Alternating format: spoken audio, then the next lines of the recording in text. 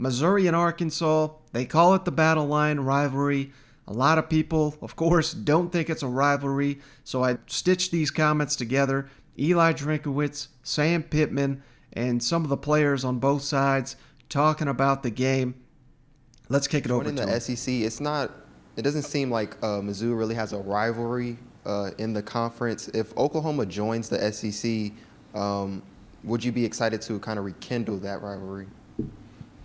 I kind of like the rivalry we got with Arkansas. I mean, I don't remember the last time they beat us, so I kind of like that one. And the Battle Line rivalry, I mean, it's pretty good for us. So, Crud, I think we'll just keep that one right now. That's a good one. Respect Sam and everything he's doing with that program. He's obviously doing a tremendous job.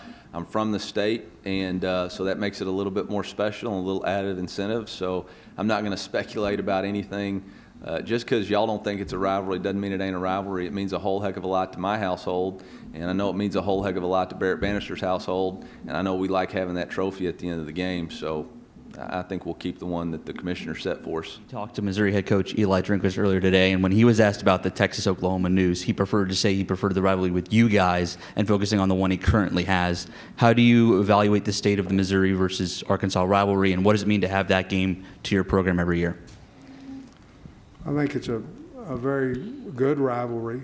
You know, obviously we haven't been on the winning side of that in the last 5 years. I think the last time we beat Missouri was my last year at Arkansas as the offensive line coach. But certainly when Barry was the head coach over there, they beat Arkansas 4 times in a row, and so it's probably might be a little bit more of a rival for the people that are getting their butt kicked. You know, I don't know. You'd have to ask Eli, but we've been getting ours done, and I love the fact that Missouri's close to us.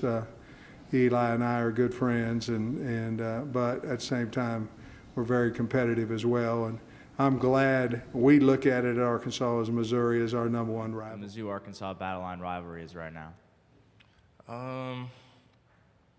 I don't know. I think it's strong, especially after last year, going the distance and then finishing with that 2-point play and then them going all the way down. But I think it's a strong rivalry right now.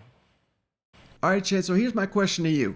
Now, we've seen so many players in this series transfer to the other school. We've seen Barry Odom and Michael Shearer, the linebacker coach, Brad Davis, the former offensive line coach, jumped from Missouri to Arkansas. There's been a lot of bad blood in this thing in the last 5 or 6 years.